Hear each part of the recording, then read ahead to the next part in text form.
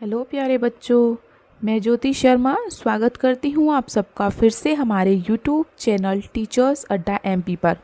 तो आज आपकी क्लास होने वाली है बेटा पर्यावरण की कक्षा 4 की क्लास नंबर 24 मतलब कि सप्ताह 4 तक हम कंप्लीट कर चुके हैं। आज चलेगा हमारा सप्ताह 5 का पहला दिन। तो चलिए बिना देर करते हुए चलते हैं हम अपनी क्लास की तरफ। उससे पहले बेटा जो बच्चे हमारे चैनल पर नए हैं या जिन्होंने अभी तक हमारे चैनल को सब्सक्राइब नहीं किया है तो सब्सक्राइब कर लीजिए, जिससे कि आने वाली वीडियोस का नोटिफिकेशन आप तक पहुंच जाए।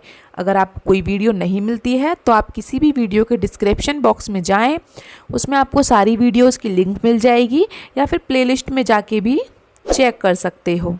ठीक है, चलिए तो चलते हैं हम अपनी क्लास की तरफ। आज चलेगा हमारा सप्ताह 5 का दिवस 1 पाठ 3 जिसका नाम है नंदू हाथी। तो सप्ताह 5 में पूरे में चलेगा हमारा पाठ 3 नंदू हाथी। तो हम इस कहानी को पढ़ेंगे। नंदू हाथी कौन है बेटा? एक हाथी का बच्चा है जिसका नाम क्या है? नंदू है। ठीक है, इसके बारे में ये कहानी है। जैसे अभ्यास क्रमांक 1 में दिया है आपको, दी गई कविता को उचित शब्दों से तुकबंदी करके आगे बढ़ाइए। तुकबंदी मतलब जिस लय में इसने बना रखी है ऐसी हमें बनानी है आगे। पानी भरकर सूंड में नहाता हाथी, भरपेट भोजन खाता हाथी, बड़े बड़े दांत दिखलाता हाथी। अब आगे आगे हम बनाएंगे। जैसे धीरे धीरे चलता हाथी, हाथी धीरे धीरे चलता है ना, तो हम लिख देते हैं धीरे धीरे धीरे धीरे चलता हाथी। फिर और झूम झूम कर नाचे हाथी। ठीक है, झूम झूम झूम कर नाचे हाथी और सबके मन को भाता हाथी। ठीक है, हो गई आपकी लाइन। सबके मन को भाता भाता हाथी। ठीक है बेटा, धीरे धीरे चलता हाथी, झूम झूम कर नाचे हाथी, सबके मन को भाता हाथी। ठीक है, अगर आपको कुछ और अच्छा लग रहा हो तो आप अपने मन से भी बना सकते हैं। ऐसा नहीं है जो मैंने लिखवाया है अब वही लिखेंगे। ठीक है, चलिए इसको रफ करके हम आगे चलें। चलो तो हम अभ्यास क्रमांक 2 पढ़ लेते हैं।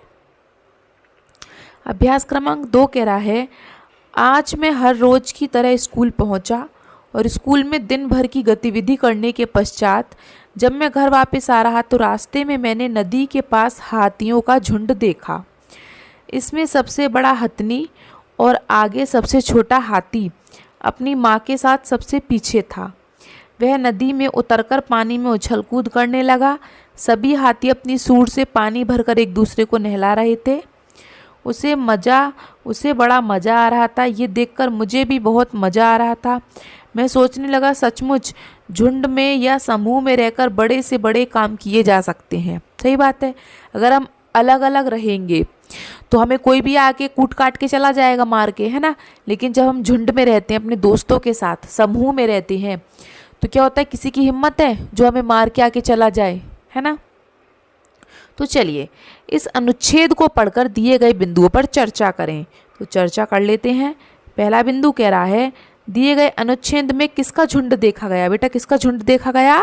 हाथी का। तो इसका आंसर मैं यहाँ लिख देती हूँ। ठीक है, हाथी का झुंड, हाथी का झुंड देखा गया। ठीक है, दूसरा कह रहा है, क्या आपने हाथी देखा है? बेटा मैंने तो देखा है, तो मैं लिख देती हूँ हाँ। अगर आपने देखा है तो हाँ लिख दीजिए और नहीं देखा तो नहीं लिख दीजिए। ठीक है, तो कमेंट बॉक्स में मुझे इस क्वेश्चन का आंसर आप देंगे कि आपने हाथी देखा है या नहीं देखा है। ठीक है, चलिए तीसरा पढ़ लेते हैं। सबसे छोटा हाथी किसके साथ चल रहा था बेटा? अपनी माँ के साथ। अभी बताया ना, देखो ये रहा, सबसे छोटा हाथी अपने माँ के साथ चल रहा था, है ना। तो सबसे छोटा हाथी किसके साथ चल रहा था? अपनी माँ के 7। ये लिखना नहीं है पर मैं बता देती हूँ आपको, है ना। अगर आप लिखना चाहें तो लिख सकते हैं। चलिए, तो अभ्यास क्रमांक 2 सबका हो गया, इसको हम रफ कर दें। चलिए आगे चलते हैं। तो इसको रफ करके हमें आगे क्वेश्चन दिए हुए हैं 2 अभ्यास क्रमांक 3 में। पहला क्वेश्चन है, झुंड किसे कहते हैं। झुंड बेटा किसे कहते हैं? जो जानवरों का समूह होता है उनका, मतलब जो बहुत सारे जानवर एक साथ चलते हैं, समूह होता है, उसे झुंड कहते हैं। तो आप क्या लिखेंगे? जानवरों के समूह को झुंड कहते हैं। ठीक है, जानवरों के समूह को झुंड कहते हैं। ठीक है, दूसरा क्वेश्चन देखिए, झुंड में रहने वाले किन्हीं 2 जीवों के नाम बताओ। एक तो हाथी झुंड में रहते हैं, झुंड में बंदर भी रहते हैं, कुत्ते भी रहते हैं झुंड में, तो है ना। चलिए, झुंड मतलब जहाँ मतलब एक साथ, जैसे आपने देखा होगा एक कुत्ता होगा उसके साथ साथ 4 कुत्ते चल देंगे अगर कहीं जा रहा होगा। तो बंदरों को देखा होगा आपने, एक साथ सारे बंदर आते हैं, लंगूर हैं, हाथी हैं, ये सब एक साथ चलते हैं। ठीक है, चलिए बंदर लिख लीजिए या कुत्ता लिख लीजिए, कुत्ते। ठीक है, चलिए तो इसको रफ करके हम अभ्यास क्रमांक 4 पर चलते हैं। चलिए, अभ्यास क्रमांक 4। अभ्यास क्रमांक 4 आपका क्या कह रहा है?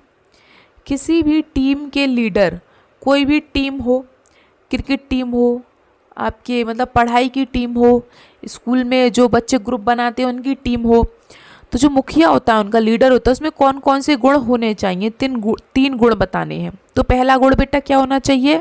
कि सबके साथ एक जैसा व्यवहार करना चाहिए। ये नहीं है कि मतलब अगर उस ग्रुप में, समूह में उसका कोई भाई है या बहन है तो उसके साथ अलग चल रहा है और सबके साथ अलग व्यवहार, नहीं, सबके साथ एक जैसा व्यवहार करना चाहिए।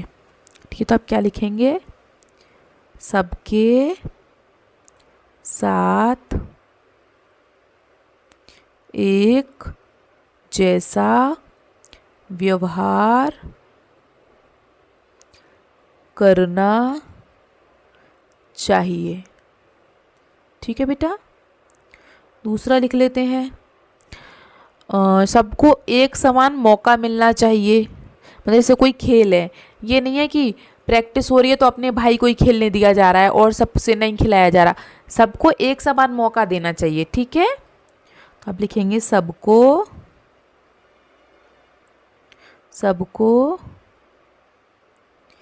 एक समान मौका देना चाहिए। ठीक है, तीसरा और लिख लेते हैं एक और, किसी के साथ भेदभाव नहीं करना चाहिए। किसी के साथ भेदभाव नहीं करना चाहिए। ठीक है बेटा, हो गया सबका।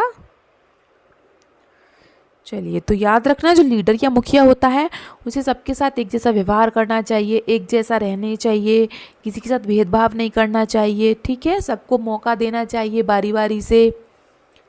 चलिए, तो ये हो गया होगा आपका, तो सबको हम रफ कर देते हैं। और आज तक की आपकी क्लास बेटा ये यहीं तक ही थी। अब चलेंगे हम अगली क्लास में आपके, उसको हम कल शुरू करेंगे। उससे पहले और बता देती हूँ, अगर आपको हमारी वीडियो अच्छी लगी हो तो लाइक करें, शेयर करें अपने दोस्तों को भी, और सब्सक्राइब करना ना भूलें। और कमेंट बॉक्स में मुझे जो क्वेश्चन मैंने आपको बोला था उसका आंसर ज़रूर बताएं, क्या आपने हाथी को देखा है या नहीं।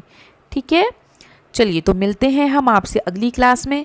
तब तक के लिए आपका दिन शुभ हो। Have a nice day.